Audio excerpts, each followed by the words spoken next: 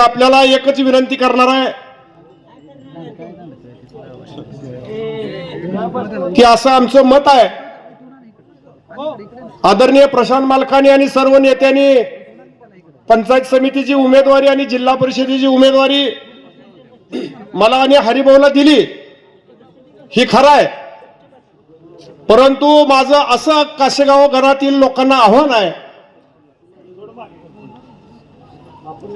की माझ्यापेक्षा जर विरोधकांचा उमेदवार सरस असेल,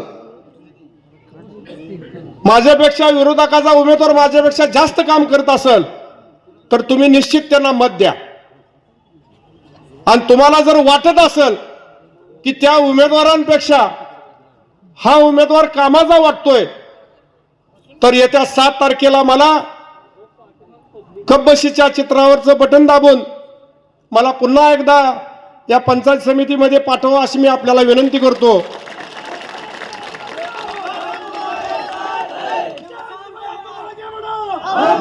माझं एकच मत आहे की आपल्या दारामध्ये जे जे उमेदवार येतील त्यांना आपण एकच विचारा की मागच्या 5, 10, 15, 20 वर्षामध्ये आपण काय काम केले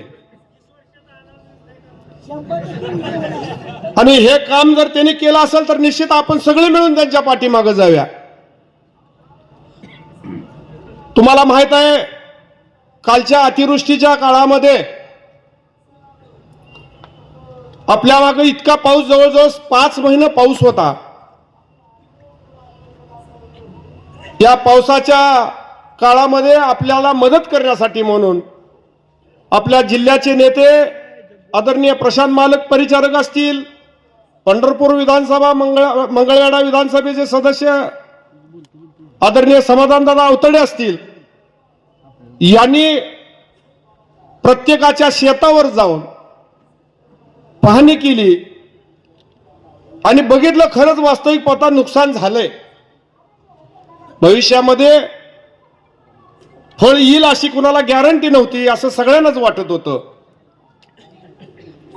दुर्दैवानं पाऊस 5 महिने जरी असला तरी अतिवृष्टीला 65 मिलीमीटर पाऊस लागतो.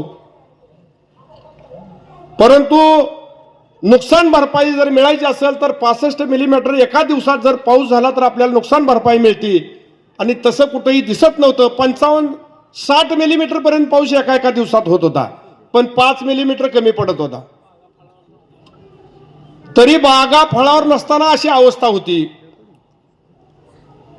तरी सुद्धा हे आपल्या दोन्ही आमदारांनी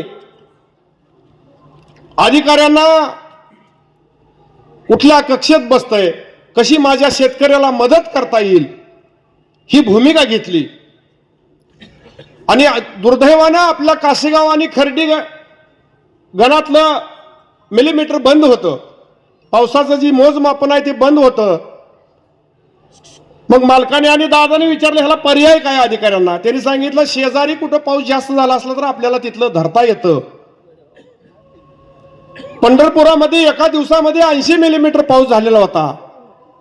मग ती निकषामध्ये बसवून काशेगाव असेल, खर्डी असेल, कारण पुळूज भागामध्ये, चळे भागामध्ये अतिवृष्टी झालेली होती, पण आपल्याला पंढरपूरच्या या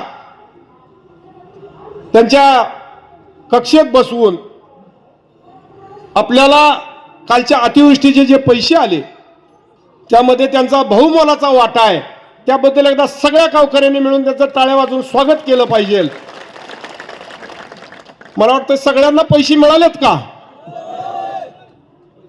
की एकूण मालक पंढरपूर तालुक्यासाठी 100 कोटी रुपये आले आणि त्यामध्ये एकट्या काशेगावमध्ये 10.5 कोटी रुपये आले. बरोबर आहे का? वाढप्या आपला असावा लागतो. एक आपली ग्रामीण भागातली म्हण आहे की वाढप्या आपला असला की वाडाला ढळतं वाढतो. एवढ्यावर थांबले नाहीत तर आम्ही सगळेजण मिळून कलेक्टरला निवेदन दिलं, पालकमंत्र्यांना निवेदन दिलं आणि ह्या पैसे मिळण्यामागं जसा ह्या दोन्ही आमदारांचा हात आहे तसाच आदरणीय जयाभाऊ गोरे यांचाही तितकाच हात आहे. त्यांनी आम्हाला शब्द वचन दिलं की यामध्ये 100% द्राक्षाच्या बागा आम्ही बसवणार आणि द्राक्ष बागायतदार, डाळिंब बागायतदारांना ह्यातनं आम्ही नुकसान भरपाईचे पैसे देणार. नुकसान झालं सिनेच्या कडेला आणि पैसे मिळाले पुष्पा नदीच्या कडेला. कशासाठी मिळालं? तर ही आपली माणसं होती म्हणून.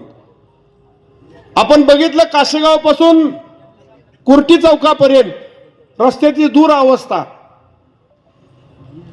काही लोकांना पत्रकारांनी विचारलं होतं की तुम्ही विरोधकात आहे, तुमचं विजन काय, आंदोलन करणार का सरकार विरोधात? विरोधक म्हणून तुमचं काम आहे. त्यांनी एका मिनिटात सांगितलं आंदोलन करून काय मिळालंय आतापर्यंत कोणाला.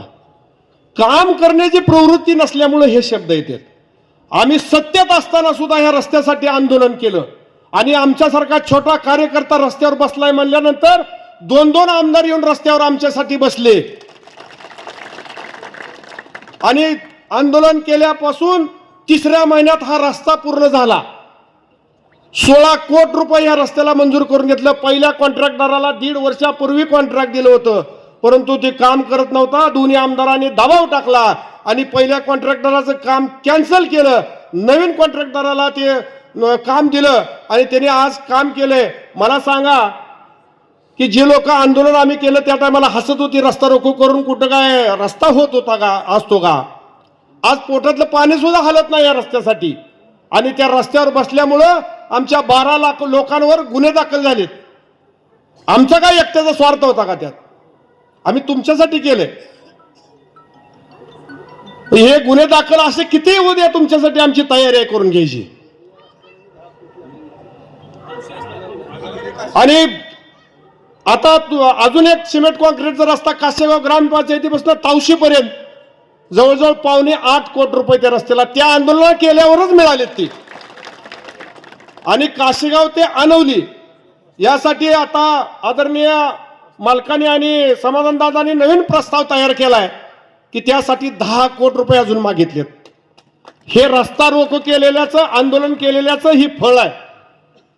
आम्ही फक्त आदरणीय महोदयांना आमची एकच नेहमी मागणी असती की आम्हाला तुम्ही पैसे देऊ नका, आमचं एखादं काम कमी झालं तर चालेल, पण आम्हाला रस्ता, पाणी आणि लाईट ह्या 3 गोष्टीची आवश्यकता आहे.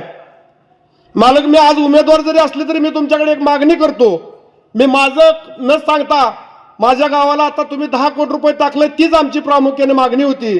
आणि अजून एक मागणी आहे मालक की आमच्याकडे लोड शेडिंगचं आता सिंगल फेजचं सुद्धा सकाळी 8 ते संध्याकाळी 6 वाजेपर्यंत जी अडचण आहे, लाईट घालवली जाते, त्यामुळं दिवसभरामध्ये पाणी प्यायला सुद्धा लोकांना मिळत नाही. टेक्निकल त्यांच्या अडचणी तुम्हाला सांगितलेत त्यांनी मालक, परंतु ह्या बाबतीमध्ये थोडं आपण लक्ष घालून ते टेक्निकल बाबीचं आपण आज सगळ्या पुढं त्या बाबतीतला एक शब्द द्यावा. कारण सगळ्याची कळकळीची विनंती, आम्ही जिथं जाईल तिथं एकच शब्द आहे, आम्हाला काय देऊ नका, फक्त दिवसाची लाईट द्या.